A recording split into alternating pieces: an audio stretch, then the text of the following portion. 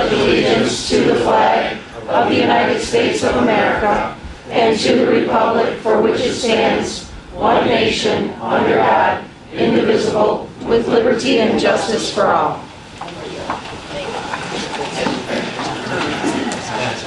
Okay. Have any minutes to approve?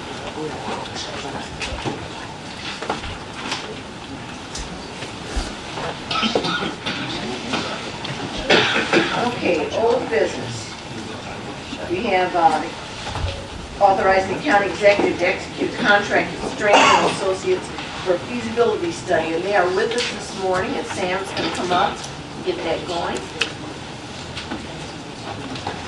Make a motion to remove that from the table. Second. All in favor? Aye. Any opposed?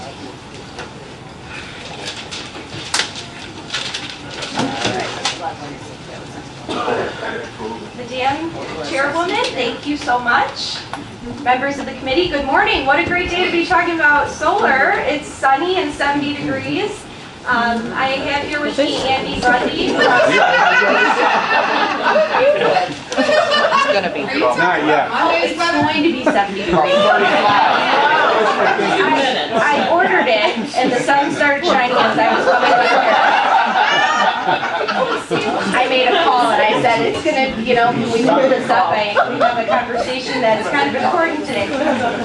Andy Grundy from Strand & Associates, who is the consulting agency that responded to the RFQ some time ago, as you may remember, to do a solar feasibility assessment on some of our county facilities to see where it may make sense and what it would entail to successfully implement solar on some of our property. And you all have the presentation in print in front of you. It looks like this. If that's more helpful to you, we also have it up here. So I'm going to have Andy go ahead. He's going to talk about his team and just some of their background, and then we'll go over some of the minutia of the agreement itself. I just want to state that it is in a draft form still, just because we have one more round of review we want to do to make sure we have it as best as possible. And you all will receive a digital copy of that hopefully on Monday by the end of the day. Okay, Andy, do you want to talk with us about your team here? Sure. Thanks. I got your back. Thanks. First time, long time. Just wanted to thank you for the time and for considering Strand Associates.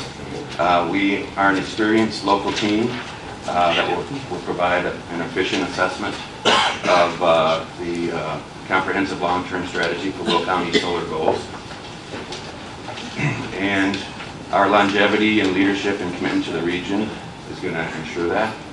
We were founded in 1946, and we've been in Will County since 1987. We have a staff of 415 people nationwide, 40 in Joliet, soon to be 47. We've actually hired 7 new engineers that will be joining us this summer. We're employee owned and managed. We're 188 of the top 500 firms in the U.S., and we are 19th in the Midwest. The team consists of several engineers. Darcy Cabrisco will be the client liaison.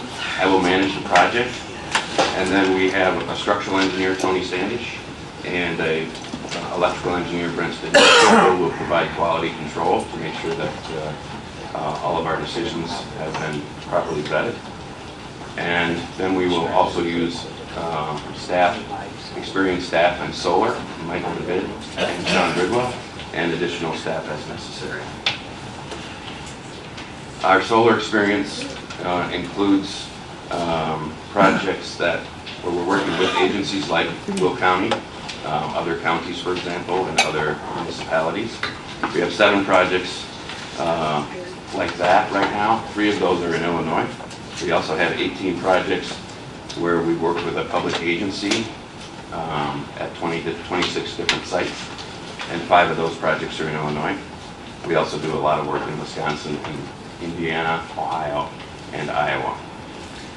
And we also work with private installers, and we have 8 projects totaling 3 megawatts of power with those private installers. So we have a unique perspective to give to Will County. I'll go over a few of our projects. Our diverse experience with public agencies and solar installers brings the county a unique perspective. Some of our projects have been at jails, at schools, and municipal buildings such as city halls. The jail project that I'm going to bring up, there's a photo there, is a 200 kilowatt installation at a jail. You can see that some of the panels are mounted on the ground, some of the panels are mounted on the side wall of the building, and we use different size modules and different size inverters, so we're very versatile in the way that we can do these designs. The next project shows modules on a roof, and so we're very well versed in roof projects as well. The following project is also a roof-mounted project in Galena, Illinois, where we did design for them for their city hall. We also, at Galena, which is not pictured, did a wastewater treatment plant solar installation, which was, at the time, was the largest in the state of Illinois, but it's been usurped since then. For the 7 projects that Sam and her group have settled on, which she'll bring up later, for those 7 projects, we'll look at each one individually. And the key areas of study would be the installation options for those sites, whether it be ground-mounted panels or roof-mounted panels or wall-mounted panels, probably not. Whether they got good exposure to the sun, whether there are issues with shading from other buildings or shading from trees, whether they're graded to the south, several other aspects. The readiness of the building from a structural perspective, does it have a new roof? Does it need a new roof? Will the roof support the extra weight of solar? The electrical readiness, is the existing electrical code compliant? Does it have any capacity to add solar? And will ComEd be able to allow connection without extensive costs on their end? And a comprehensive financial evaluation for each site is going to be obviously key. From that evaluation for each site, we will rank the sites to determine which ones are best equipped to handle solar and which ones will have the best paybacks. And the variables there are economy of scale. Larger systems only cost about $1.50 per watt to install, whereas smaller systems cost up to $4 per watt. Obviously, the site readiness that we talked about, if we have to beef up the solar or the structural to handle the solar on the roof, there'll be some cost there. The equipment selection is we could have some higher upfront costs, but those higher upfront costs might produce more energy, so we would factor that in. Any opportunity costs, what else could you do with that money, or what else could you do with that space? Whether we get whether we get any funding for the project, and there definitely will be some funding available. It's a question of how much. Through whether we go through purchase power agreements so that we can take advantage of federal tax credits, or whether we use grants that are available through ComEd or grants that are available through the state of Illinois. or renewable energy credits. So the annual revenue is going to obviously have an impact, and the annual maintenance cost. So we'll factor all of that into the evaluation. And I'll turn it back over to Sam so she can talk about which sites we're going to look at first. Thank you, Andy. And I just want to note that this is not a special effect that we built into the PowerPoint. It just happens to look like sunshine. So I wanted to point out what facilities in review we were ready to overview. Again, this is an evaluation process. If any of the sites that are evaluated appear attractive to the county board, then you all can provide us any directive on installation. There's no installation happening with this project. It's strictly to evaluate so that we can be strategic should it be the decision of you all to move forward a project for installation. So the facilities we're looking at are listed here. There's 7 of them. We have more facilities that we could evaluate, but in being responsible with the budget that we have allocated for this project, I feel that these are going to yield the most fruitful potential for solar. Some of our facilities, for example, we originally had our court annex, the MCO facility on this list. Well, our new courthouse is going to provide some shade for that facility. So things that have happened, we started I think with 13, and poor Andy has watched me whittle the list down just to make sure that we're really focused on what has the most potential right now, and based on feedback from you all, we had that adult detention facility at the top, so we can see if solar is going to be an attractive option, how that could be combined with a roof replacement to be intentional about that. So those are the facilities we're looking at to start. Our agreement does stipulate that we can remove or add buildings as we go forward. And after each facility is evaluated, what will you see? We will come to the executive committee and we will present what has been found from that evaluation. And then as each additional property is done, evaluated, it will be added into the list and ranked accordingly. This is the timeline that we're proposing, assuming that the county board approves the agreement. And so really we would start with the kickoff meeting and then we jump right into the ADF. We want to do everything we can to expedite that process so you all have all the information you need when looking at the roof replacement, either way, whether it looks like it's going to be beneficial or not. And then it goes forward, you can see it's really just building after building, evaluating, coming after each evaluation, sharing the new ranking table and the results with the executive committee, and then we will have a final strategic solar feasibility study, something that the county board had requested of us to say, how can we be intentional and strategic? Well, we will have that document by the end of this year. We project a November 21st deadline, and that would be, I believe we have it on there, the final board meeting that we would present the whole result for you all. Compensation, the question that everyone is wondering. We currently have a total fee estimate of $70,327. We budgeted $80,000 in our fiscal year 2019 budget out of the capital equipment replacement fund. That's where our gas to energy funding goes, the rebate money that we get, all of that goes into that account.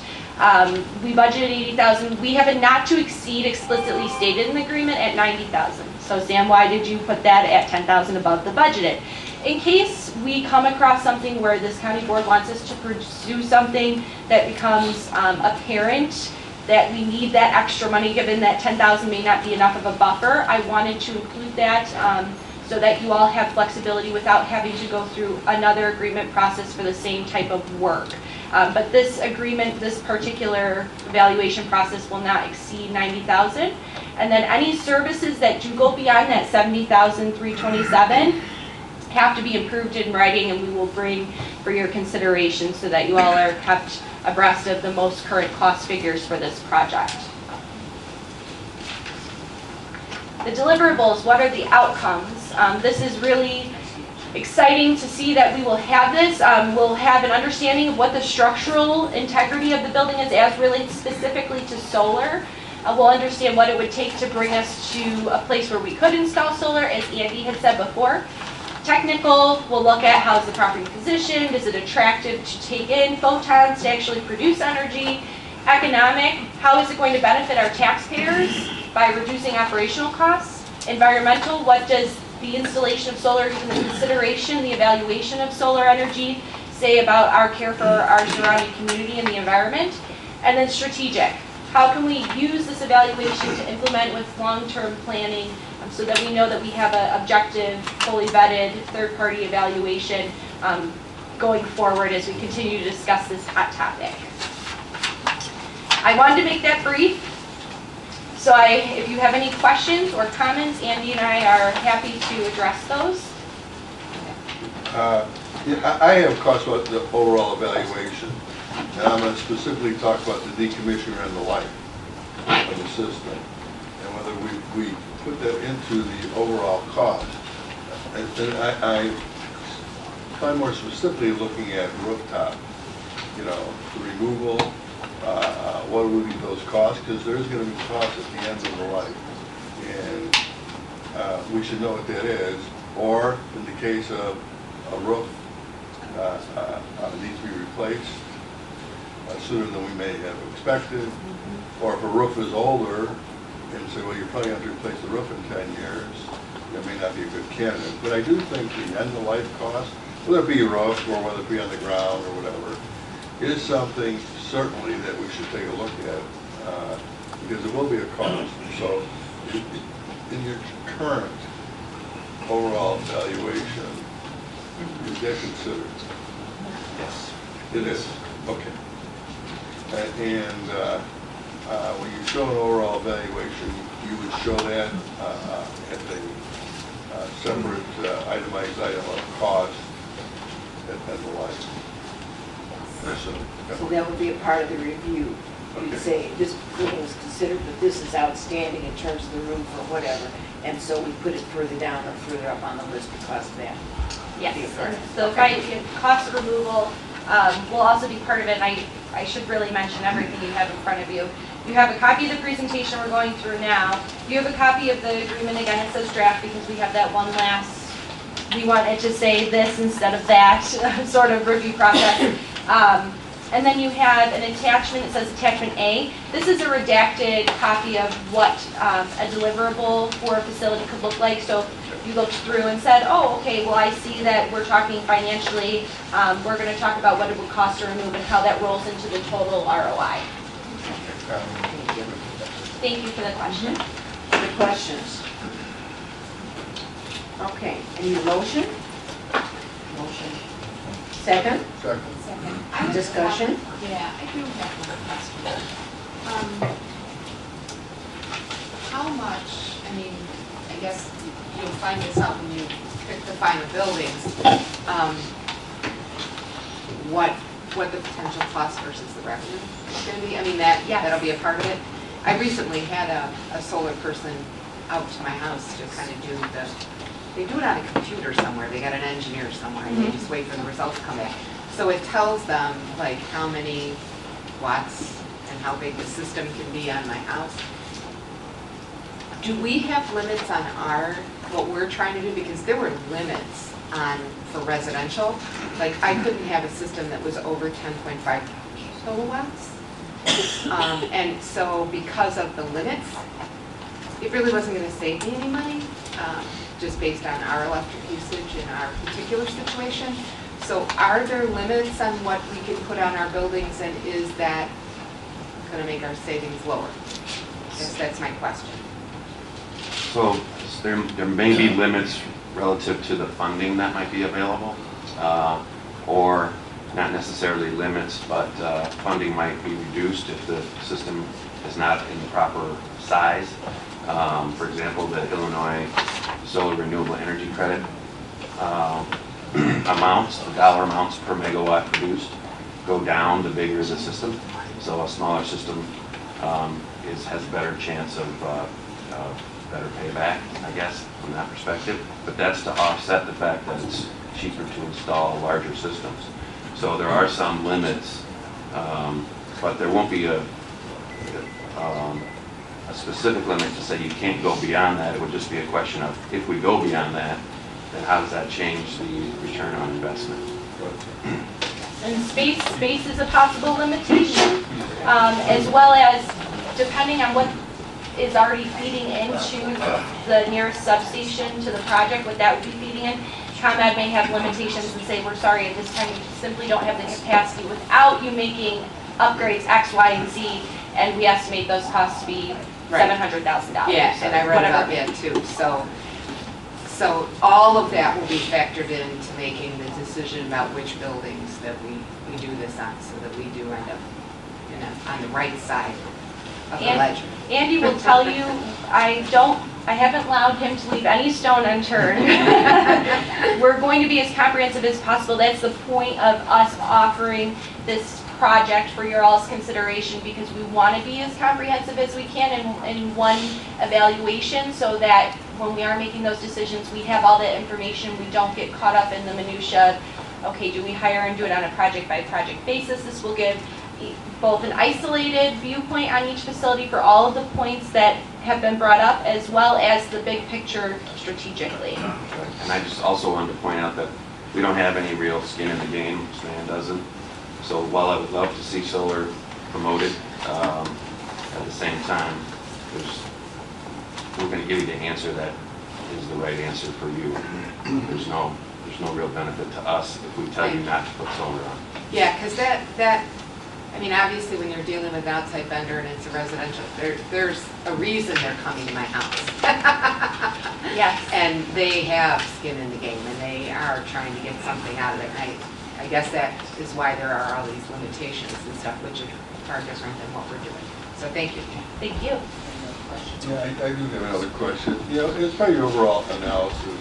We talk about return on investment, and we know right now, it's not that good. I mean, we might not see a return on investment for 15 years, not till the end of the life of the system, almost. Which brings the strategy of how you phase it in. These technologies become more cost efficient. I mean, is those type of considerations? Well, you don't want to do it all today. You want to maybe phase this in over a 10-year period.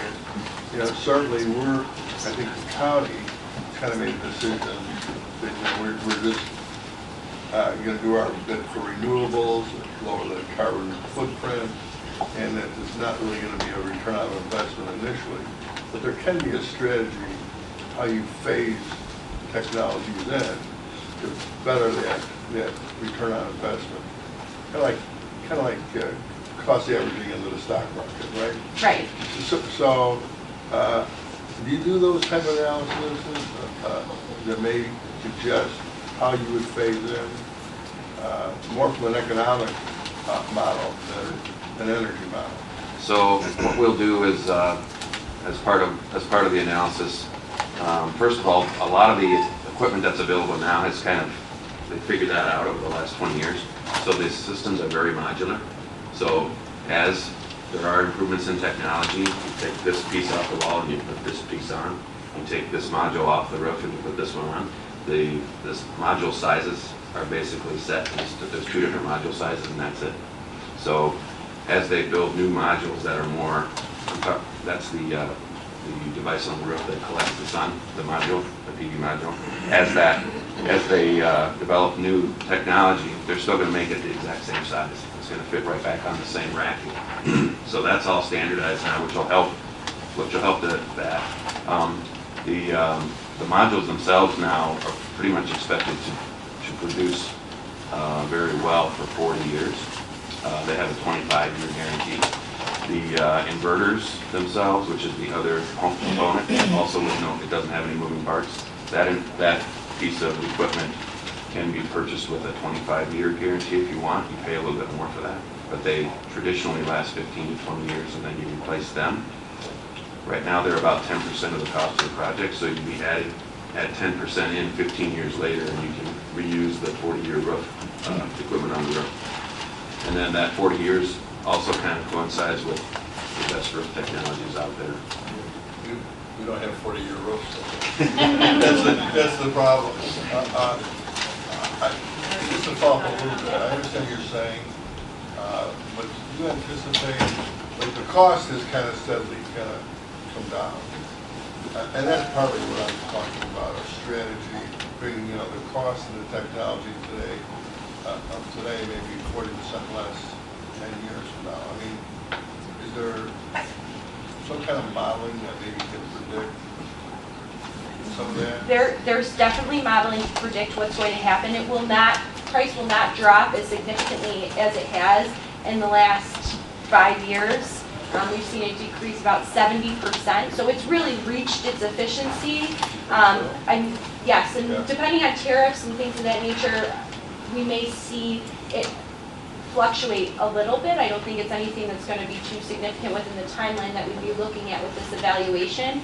But what we can do in the evaluation, to your point, is we can look at it as an isolated incident for each site. So if we decide whichever one, if we want to do it tomorrow, we have the most current information. But then when we put that ranking table together and say this is the order in which we recommend the prioritization of the projects, we can build in those different components, those uncertainties, so that we have a buffer so that it remains an accurate plan for solar adoption. Okay, other questions? We have a motion and a table. All those in favor? Aye. Any opposed? Carries. Thank you, Sam. Thank you. Thank you. Okay, moving to, Gotta turn your mic back on. oh, sorry, forgot it. We had too many for a while there. Yeah, start all over. Okay, so the new business then, we'll start with the presentation on benefits management options. Nick, I think you're up. Good morning, everyone. I'm going to give a very brief introduction and then let our guests speak, but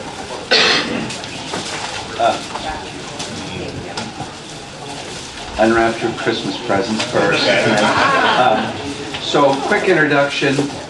As Mr. Mustas knows, I know, and Denise knows now, as leader of the board and in the county executive's office, we get approached by a lot of vendors. Some of them we actually take to meetings and see what they're selling as far as a product. And sometimes they're good enough that we bring them to the board and I hope you consider them. So this is one of those cases. This company has met with, during the previous 2 years, met with the board leadership then. We didn't make it to the board just because of the election and just timing. They've met with the current county board leadership, and we believe this is something worth taking a look at. Over the years, we've discussed long-term benefit liabilities and the accumulation of sick time, comp time, etc. And it's a liability that sometimes we see employees accumulate in today's dollars, but then get paid out in future dollars. And that's something we're conscious of, we want to manage. So we've been exploring ways how we might address that. So today isn't about action, this is just about education. But the Illinois Public Pension Fund Association is here. Joel Babbitt, right? And Kevin O'Brien are here, along with Terry O'Brien in the audience. They're going to give you a presentation, and once they're done, I may have a few suggestions on how we want to proceed, or they may have some suggestions. So I'll turn it over to them. Good morning. Madam, thank you very much for the opportunity. What we'd like to do is, my name is Joel Babbitt, my colleague Kevin, and Terry's sitting back there. There's a brochure inside the packet. It's this little one. Should be on the left-hand side if we did them all the same. Basically, a lot of the local units of government are all struggling with a lot of the same issues, and that is an accumulation of a lot of sick and vacation time that get paid out at the end of your employees' careers. And since 2004, we've been very active in coming up with solutions to start reducing that liability. And so what I'd like to do is sort of overview what we've done already with a whole bunch of communities already in Will County. The city of Naperville has it, New Fire has it, Plainfield has it, and there's many more that have already implemented this solution to start driving down their Organic 45 issues. So what this program does is it allows the employees to take current forms of compensation, including accumulated sick and vacation days, and put that money aside triple tax free. And this is nothing new. These plans go back to 1928. There's about 17,000 of them out there. So again, it's nothing new. It may be new to you. But since 1995, these have been pretty rampant on the governmental side. So the money goes in tax-free. That's pre-Medicare and pre-Social Security. So for you as the employer, it saves you the Medicare and Social Security match, just like a flexible spending account.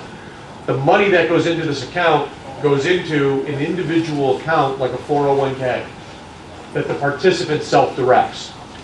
Once they separate service, they have a pot of money. And we know that Illinois Constitution guarantees them the right to stay on the health insurance plan in Will County here, or whether they go get their own insurance, it doesn't really matter. But what happens is once they separate service, they have a pot of money that they can now reimburse themselves for qualified medical expenses, including premiums, all tax-free. So the money goes in tax-free, it grows tax-free, and it comes out tax-free. We happen to be in the vendors that we work with or compete with.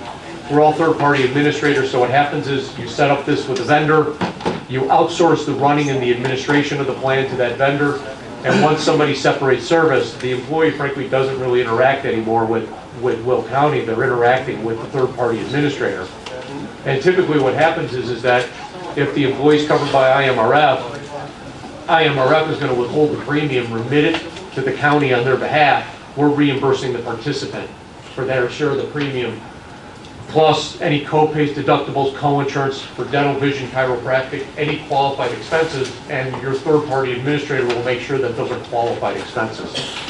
So the money goes in tax-free, and what we've been arguing is that, and even on the labor side, we're making the argument that we don't understand why as an employee, you're accumulating these really large banks.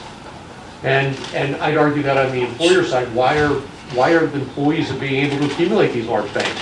You need to structure an incentive or structure a program that allows them to take that money and put it away tax-free. And the beauty is that you're paying it out in today's wage rate.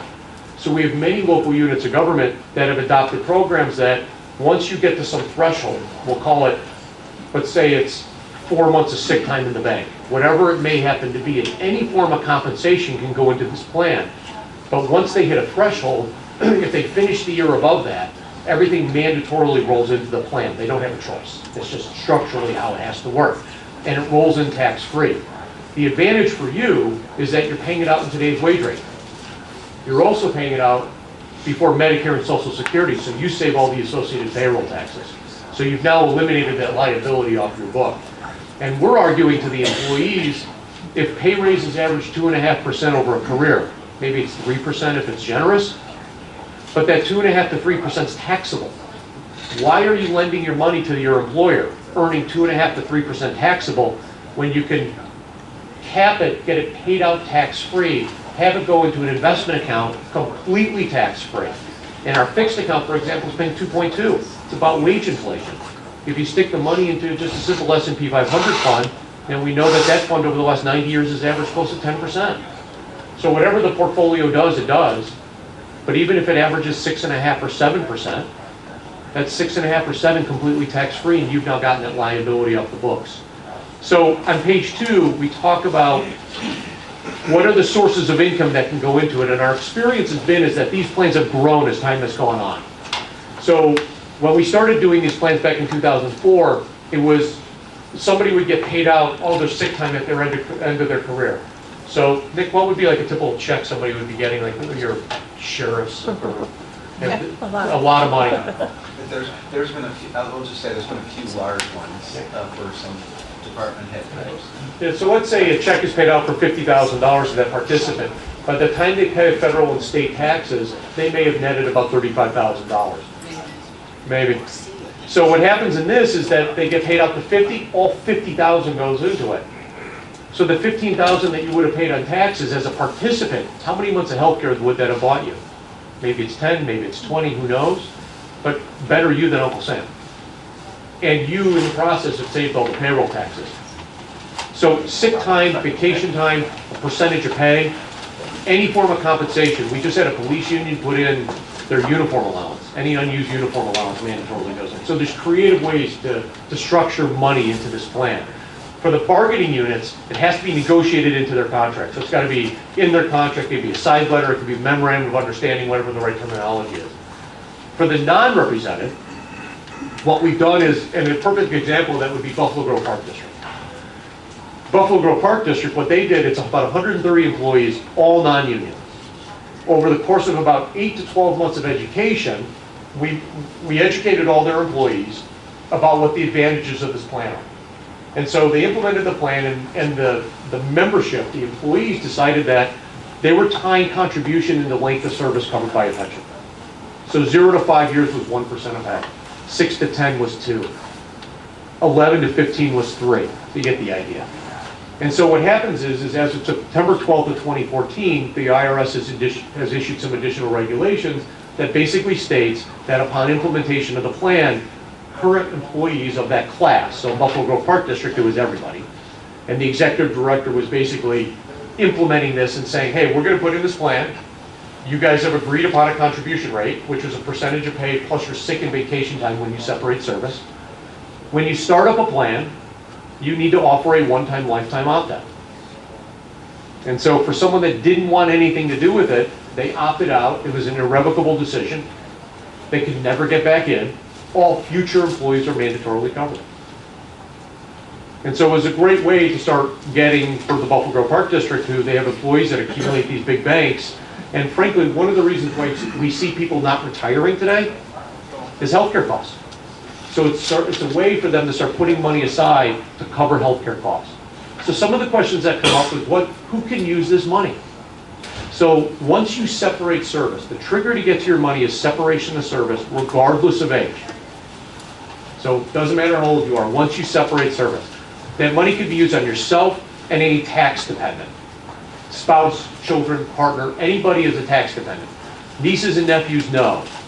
If mommy's in a nursing home and she's your tax dependent and you qualify for the benefit, you can use that money on her nursing home cares, on her care. And again, the money can be used for co-pays, deductibles, co-insurance, dental, vision, chiropractic. It's basically a flexible spending account. You know what that is? It's an FSA for retirement that can be used on premium. The bulk of our claims, we manage about 80 of these plans, and the bulk of our participants, they're using the money for premium only. But they can submit receipts for co-pays, deductibles again, and all the years we've been doing this, we've denied 3 claims. Prednisone on a dog. Good try, a dog's not a tax dependent. A hot tub without a doctor's note wasn't medically necessary, and the other was another medically unnecessary procedure. And so with that being the case, our experience is that people have a finite amount of money in these accounts and they're pretty frugal on how they part with it. And they're very careful on it. Does it cost Will County anything to do this? We provide all the documents for a one-time fee of $350. That's it. Okay, so there's basically no cost to the county to implement the plan. You save all the payroll taxes. And what happens is that you pass the plan at the board level where you adopt all the documents. And then as groups come on, they're added via resolution as an additional class on the plan. So class 1 could be all non-represented. Class 2 could be sheriff's local whatever. Class 3 could be the next bargaining unit. And it tends to come on group by group. And what our experience has been is that these plans will be modified as time goes on, as the members of the specific groups become more comfortable with this plan and how money goes into it. Some of the other questions that come up, there's 2 plan documents you can use. You can use what's known as a 501c9 trust. Those are what's known as VEBAs, V-E-B-A. You can also use a 115 trust. The 115 trust has a significant advantage. That advantage occurs only under one set of circumstances. If a member dies without a tax dependent. So a participant, whether it's a 501c9 or a 115 trust, a member dies. The account is retitled in their spouse's name. So we had a fireman in Lockport Fire, 37 years old, passed away. Was sick and passed away. The money got retitled in his spouse's name. The spouse then got to use that money for her COBRA, whatever she wanted to use it for, as if he was alive and retired. That make sense? The problem with the 501c9 trust is if you die without a tax dependent. If you die without a tax dependent, the money's gone.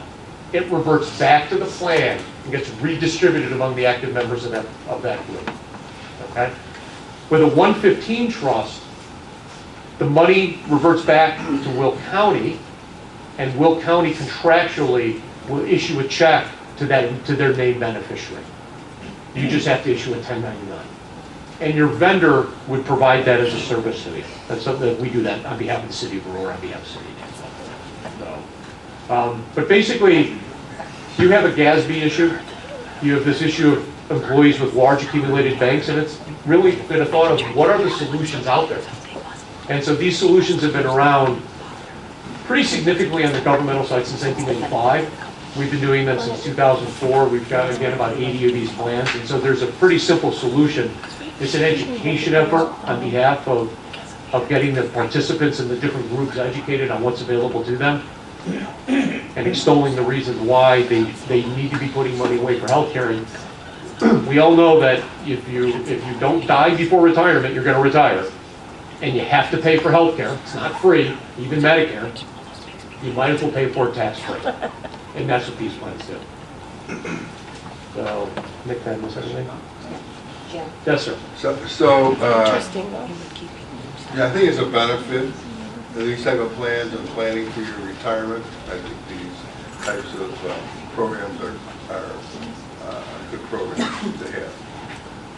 For us, reducing our liability, I'm not so sure that would happen, and I'll explain why. What do we allow, 200 days of sick time? I gotta keep changing. Whatever we allow, 220 days of sick time. If they retire, it's paid out at half. It's not paid out at full cost. So here's what I envision with here, and why it may not address our liability issue. Doesn't mean it's not a good program to go forward. But I think everybody should understand, it may not eliminate one bit of liability, because what will happen is you're capped, right? I forget exactly the number, but our employees can accumulate 200 days of sick time, which they'll get paid out half. So now they hit their max. Well, they'll just now continue it. They'll keep their max, and they'll just take their new sick time and roll it into this program. So, you know, it's costing us to put in the program, and we're not reducing our liability. Now, they may cash it out at some time. Of course, we would have to then make a decision, even if they're cashing it out, if we let them cash it out at full cost, or full pay. It would be another decision for the board.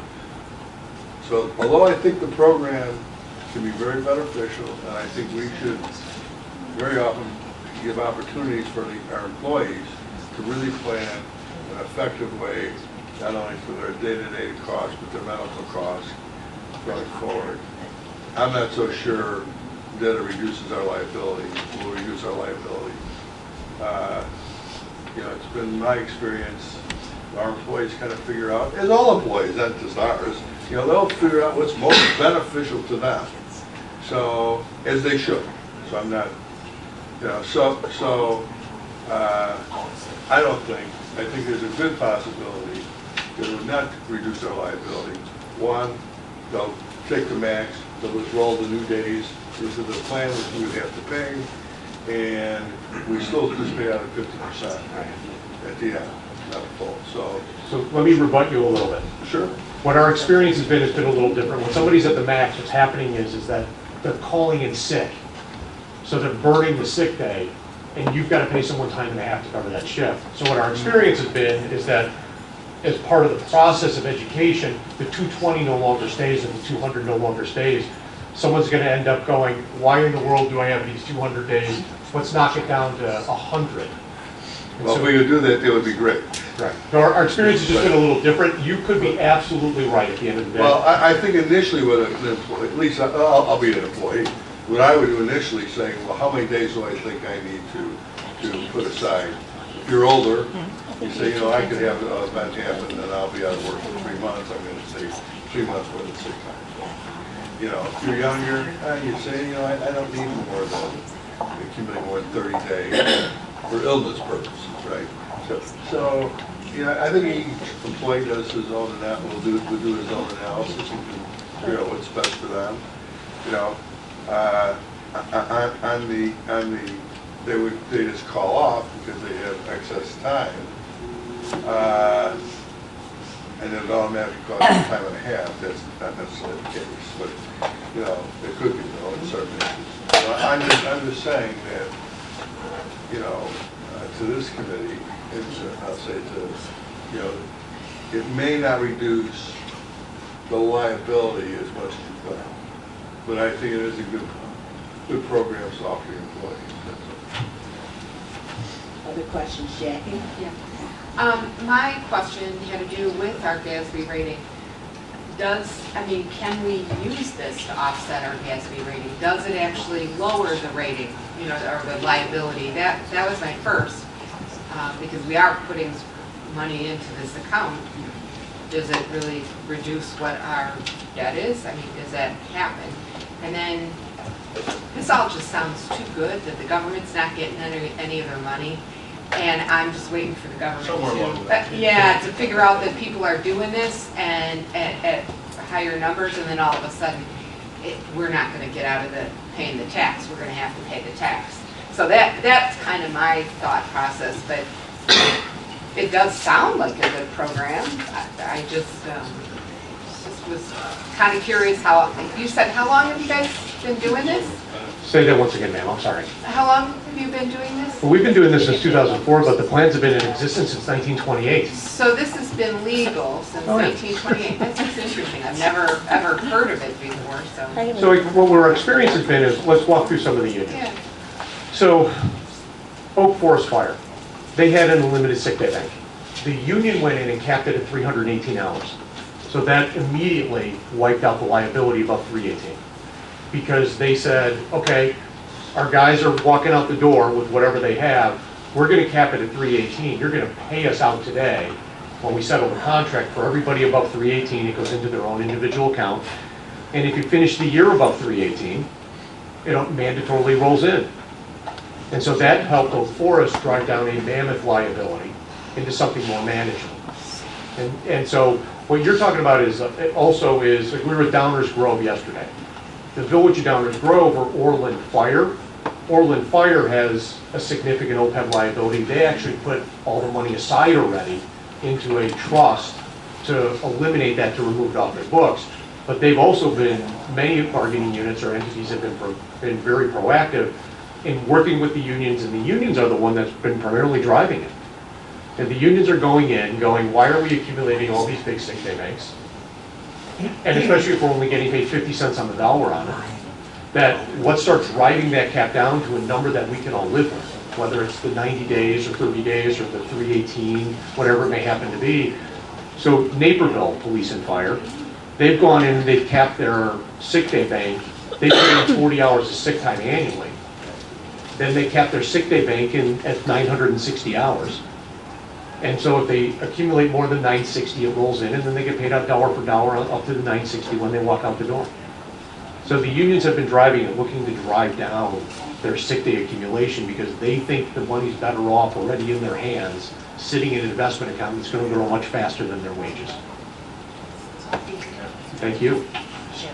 So, yeah, I think you mentioned this during your presentation on the clarification. So, let's say, and of course I say we would have to have a policy whether we're going to pay 100% or 50% or 75%. So let's say, you know, Jackie's a 40-year employee, she's at the max.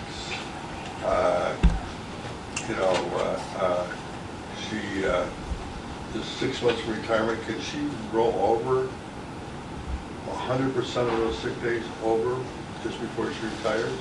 So I'm just wondering.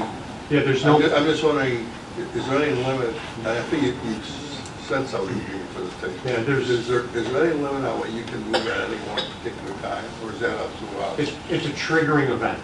So it's the triggering event would be for the bargaining unit or for non-represented that X happens, they separate service.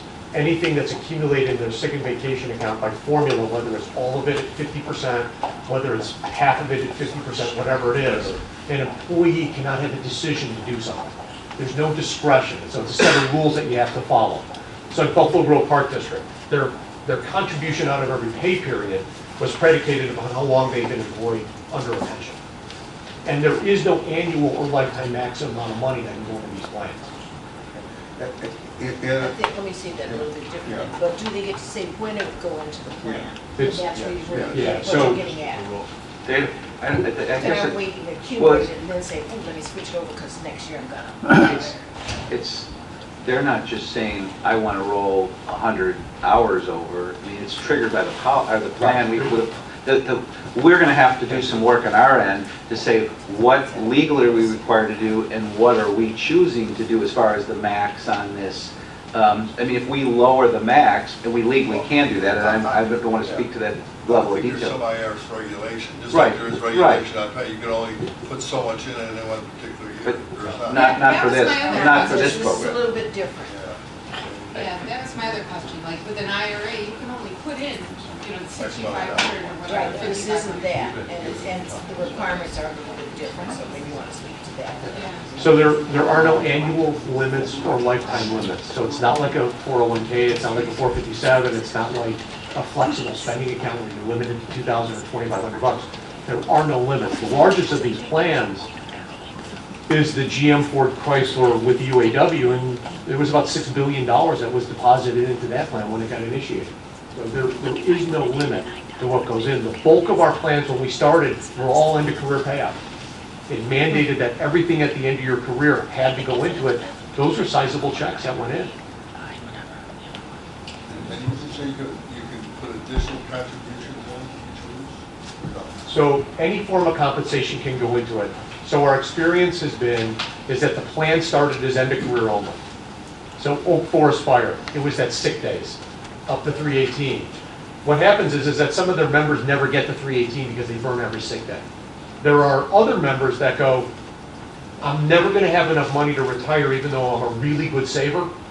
So I want to be putting in a percentage of the pay. So then the bargaining unit decided that everyone was doing 1.5% of that, in addition to the 318. So any form of compensation, I mean, Kankakee Police was just looking at doing the uniform allowance as an example. Denise, one more question about that. So you say any form of pay. Let's say I decide to put 25% of my paycheck into this.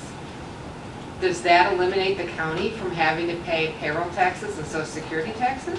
So you as an individual cannot make a decision to do anything. Ah, the whole group has to decide. So let's say we do the 1% and we do this countywide. So that 1% of salary, we no longer have to pay social. Correct. We can oppose it, say? Yes. So it could be a kind of a forced savings plan if you.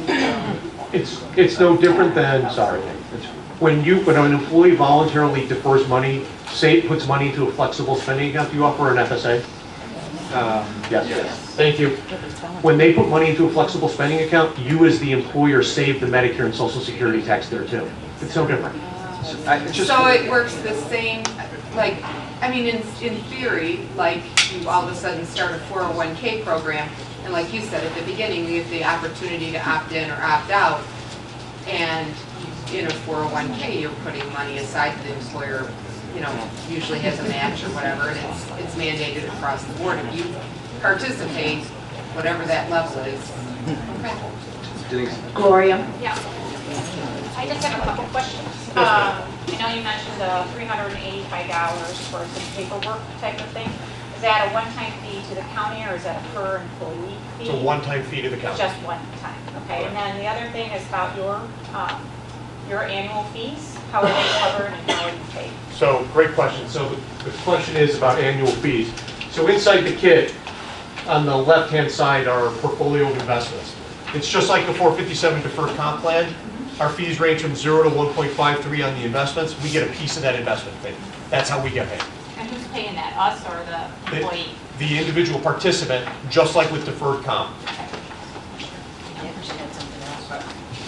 The one issue I just want to point out, one of the reasons why we thought this was worth taking a look at is on page 2, it's not just sick time, it's vacation time and comp time. And I think this is kind of to Mr. Moustis' point is we don't know the total savings, but because it's not across the board, there are many employees who every sick day they get, they use, every vacation day they use. Our contractual employees, and I believe I'm correct in this, are required by contract to use it or lose it. Our non-union people are not I mean, it's encouraged to use it, but we don't necessarily, at least in the executive branch, you don't lose it immediately because some of our employees just can't take the time. And they've accumulated a larger than their annual number. I just looked at mine today and I've got a bunch, and we encourage people to take the time to use it for benefits just of your mental health and whatnot, but there are some that they just can't do it. So what we've done, and I know different offices have done this, they've paid out some of that vacation time just to spend it down. I mean, this could be, in those cases, this could be a mechanism to spend it down in today's dollars versus, if I was allowed to, and I'm really not, but if I accumulated 500 hours of vacation time and then at the end of my time here, I'm paid a higher salary than I started, it'd be a pretty good program for me, but we don't want to do that. We want to pay out in current dollars and try to manage that money so that the employee isn't losing, I don't think, of this. That's why Joel said a lot of the unions have embraced this because you're not really losing, you're just getting it up front and you're getting a little more control over it as an employee. So there's an education piece of this, but I just want to point that out because it's more than just the sick. For a lot of, that's probably impact more people, but the comp and the vacation time will impact certain groups more so, and a lot of those are represented, so we would have to do that through a negotiation process. But as kind of maybe moving towards next steps and wrapping up, is we wanted to bring this to you to chew on a little, think about, do your own research. I don't know if there's some type of working group we want to look at this a little deeper, but also if we were going to implement this and we came up with all the details we need, we could implement this for our non-union people earlier and kind of pilot it, if you will, and then work through the contract negotiation process for the future. But we just thought it was worth, there's a lot of questions probably just because it does seem a little unique, but it's worth thinking about. I don't know if you guys have any closing comments, but. Judy has a question first. So I think on the top, it seems like a good program to look into further. I mean, for me, I would like to know what the numbers are today, how many sick days, comp time, things like that. Because the restriction here, of course, is you can only use this money for your health care. So our younger people, I would think, I know you can force them after a certain point to put in, but if you're only using this for health care costs, I wonder how do the employees at some of these other unions, how do they feel about putting this towards only health care costs? Because if you have vacation time, comp time, me personally, I'd rather have my money up front and take a vacation than put it in there and then my sick pay maybe go into the healthcare thing. So I'm just wondering, how do the employees feel, and before we go further, we need so much more information. So what our experience has been is that you have someone retiring, let's say they're 60 years old, they're 55 years old, and healthcare is going to run them and their spouse $1,500 a month. That's after tax, $1,500 a month. And then let's say they're fortunate that they and their spouse live to age 65. Fidelity Investments does a study every year that talks about how much money you and your spouse need to subsidize Medicare. And so Fidelity, a third party, not us, their number is you need about $300,000. The male is 65, going to live to 83. The female 65, going to live to 85. That $300,000 does not even include long-term care needs. And so what our experience has been is that 40% of a person's pension check has gone between healthcare and taxes. That's devastating. And then once you get to Medicare, most people think, hey, it's free. It's not. It's the furthest thing from it. And so, and remember, every bucket is independent, whether somebody may add vacation time later on down the road as a group. So the plans start simply and then tend to expand as time goes on as people become more comfortable. So you don't have to do all or nothing at all. Bingo. Thank you. You can plan that. Just like you can do just exempt people in the beginning and only still lose one bucket and leave it out. So there's some options, yeah. So I'm thinking then it's a definite benefit because having had people who had to go into a nursing home, some people are faced with their spouse going to a nursing home and he's getting a retirement amount, pension paid or whatever, and then the other spouse is looking at, well, because he has so much money, now they have to pay the nursing home versus going on Medicare, and this would give them a big Right, so this would be a benefit where the people could live longer in their home and everything without changing anything in their financial world until that account would be drawn down all the way. So that could be a definite benefit to them. Correct. Yeah, okay. Other questions? Maybe a suggestion. I think that maybe putting employee groups together, non-union, put a group together perhaps, and talk to some of the union representation. You know, let's get some feedback from them, and then maybe come back. I like that. Anything else? I would agree. I'll make a motion to. You have a comment here? Yeah, I just wondered what unions have bought into this program? Pretty much them all. All? FOP, MAP, Okay. Fire, SEIU, Well, that's a list. AFSCME. That's a list. So those are a list of our clients, Teamsters. So if you want, sir, I'm happy to provide you a list of the unions. Tell me, what unions do you have? So AFSCME, MAP, FOP, they've all implemented plans, and we're typically already being brought into negotiations by all the different locals. Okay. Other questions first? Question? No.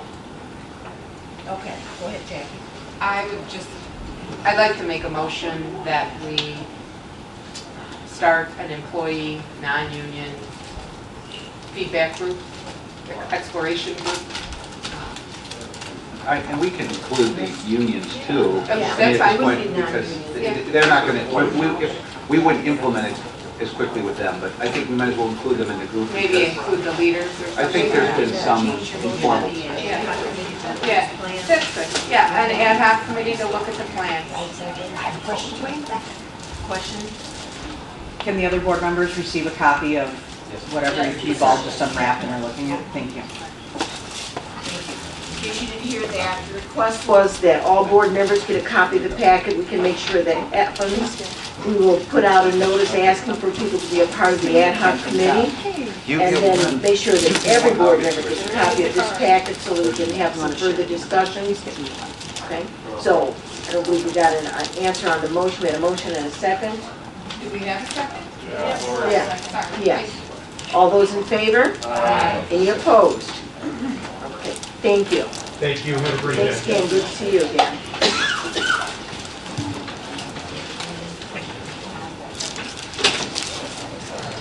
Okay. Jason, you can come on up, you're next. Some of you had asked for an overview about demolition or whatever, not demolition, but what the possibilities were for the old courthouse. And I asked Jason to give a brief overview of that so that people understand what the possibilities were there. Morning, everyone. Jason Dwyer of White & Company. Yeah, I think there's been a lot of discussion, actually a lot of discussion in Capitol on and off over the past couple years, I'd say, about the future of the old courthouse once the new courthouse is completed. And you know, you guys can correct me if I'm wrong here, but I think there was some preliminary vote or guidance from Capitol that was leaning toward demoing the old courthouse, not trying to do anything else with it. So part of this, I think, was just to talk about how we got to that point, what some of the background was. So at the last Capitol meeting, I basically identified really what I think are the three main reasons that the group at the time concluded that that was the best course of action.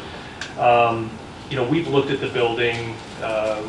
As you know, we've been working with you guys for many years on your planning, master planning, looking at building evaluations and that.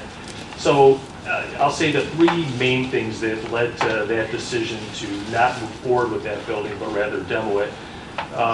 First one is really, you know, it's an old building. Let's be honest. It's a building that, while it's been maintained over the years, it has a need for, I'll say, significant base building improvements for it to be viable as a long-term building asset for the county. So I'd hate to see you start moving people in there, doing small things, put money into it if you're not willing to make the investment necessary to make it another 50-year asset like you're envisioning your facilities these days. So things like the exterior, There's a number of energy efficiency improvements that would need to happen, windows, roofing, mechanical system upgrades, a lot of different things that are going to be required for that to be a long-term asset. So that's one negative there.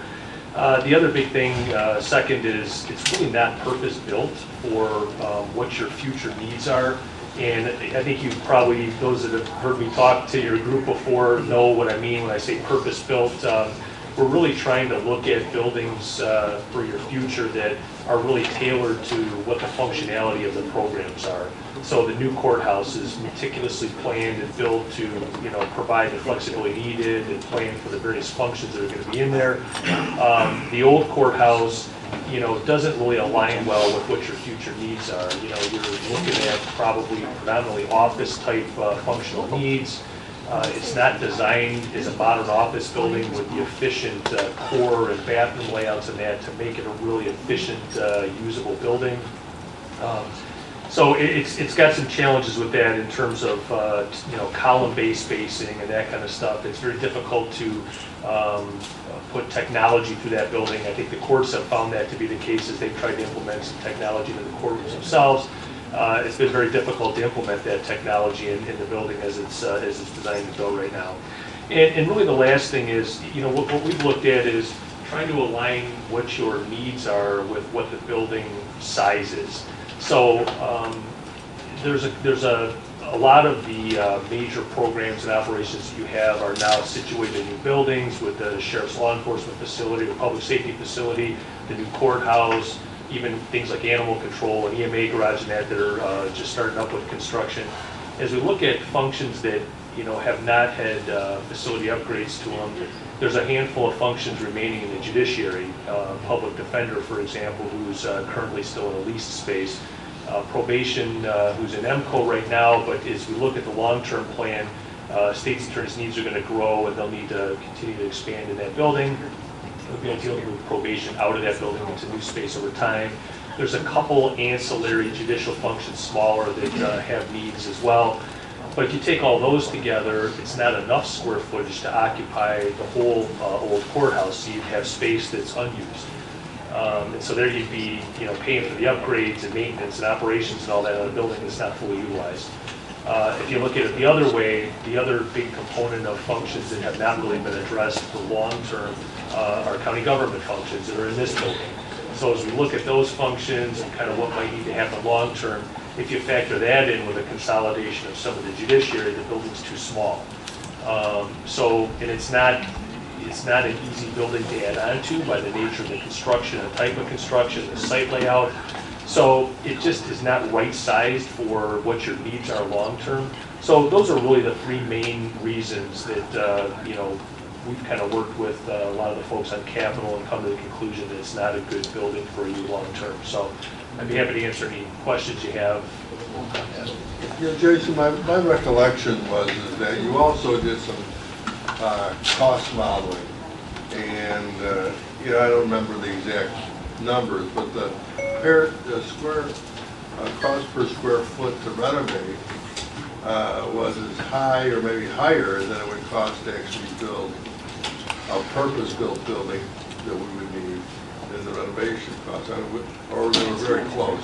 Do you recall that? Yeah, about 2 years ago, almost 2 years to the day, we did kind of an initial assessment of that, and this wasn't an exhaustive analysis where we designed things and got formal pricing and all that, but we tried to factor in the base building improvements that would need to happen and some of the other functions and not knowing specifically what functions would move in. We looked at kind of normal build-out costs and then factored them for the complexity of that building.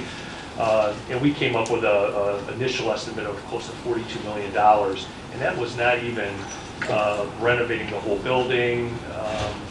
You've got a basement in there that's pretty sizable square footage, but is not very functional space. I mean, you wouldn't want to be putting staff and offices in the basement of that building, especially if you've been down in the basement. It was a sizable cost to do that. And there's a lot of little things about that building too. Just in terms of accessibility with the main floor of the building being elevated and that kind of stuff. That just makes it a challenging building. That's famous on that. Okay. That's all I was, but I don't have another question. So following up on that $42 million was, like you say, it wasn't an exhaustive analysis. Right. But I think that's what the committee really made their final decision when they heard the number.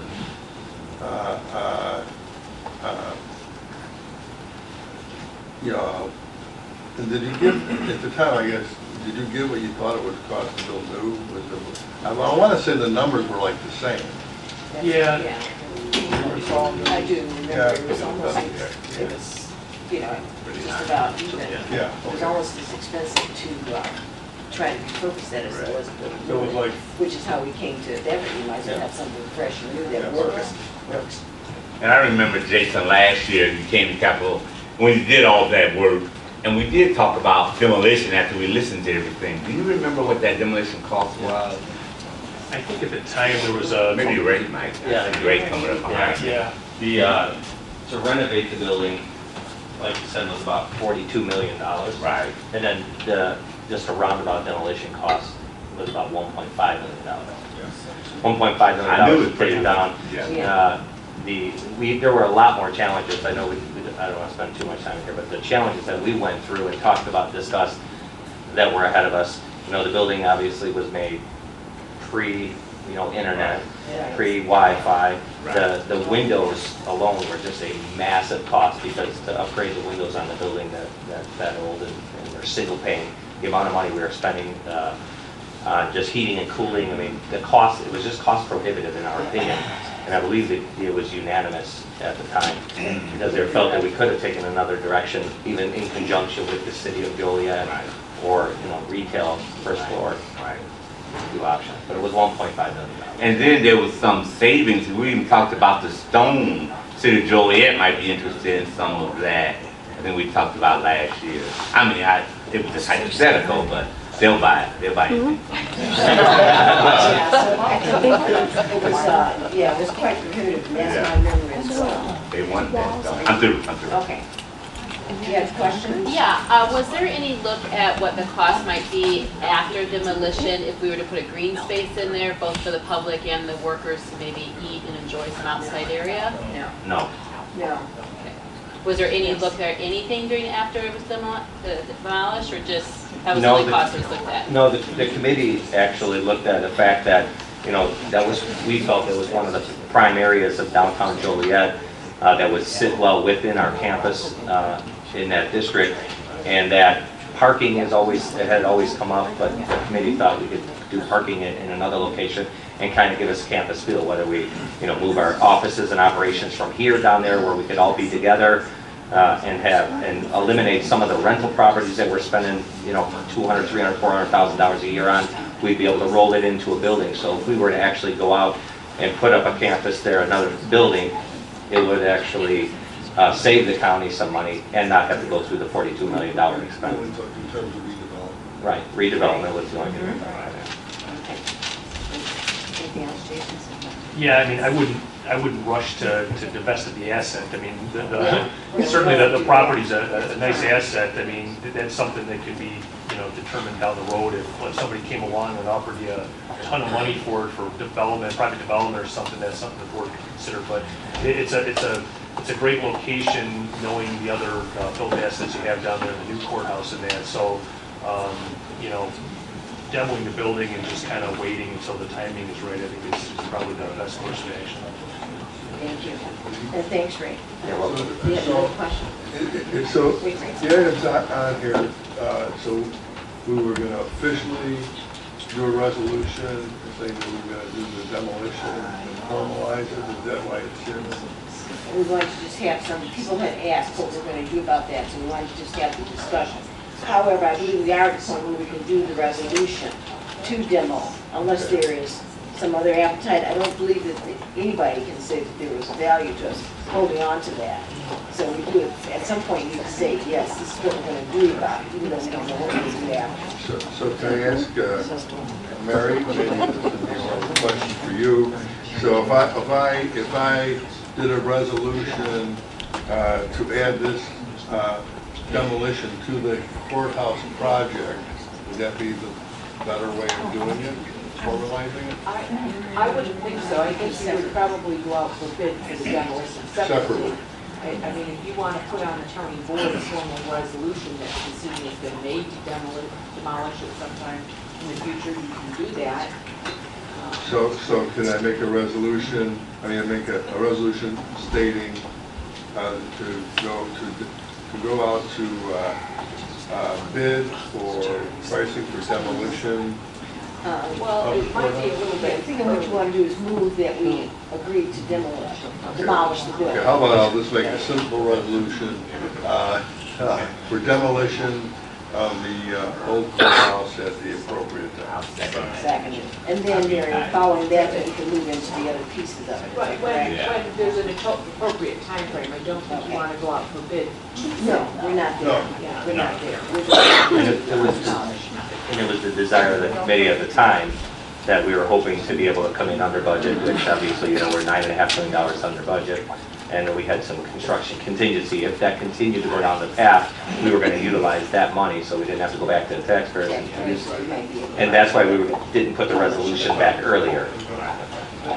Okay, thank you, Ray. Thank you. Okay, so we have a motion and a second. All those in favor? Aye. Any opposed? Questions? Do you want to have this done this month, or do you want a resolution for next month? We're probably going to have to, I think Conrad is going to have to go to next month. We can do it for, okay, so then yes, put it on. Thank you. Okay. The next one was the discussion on the TIF, and I've learned from the assessor's office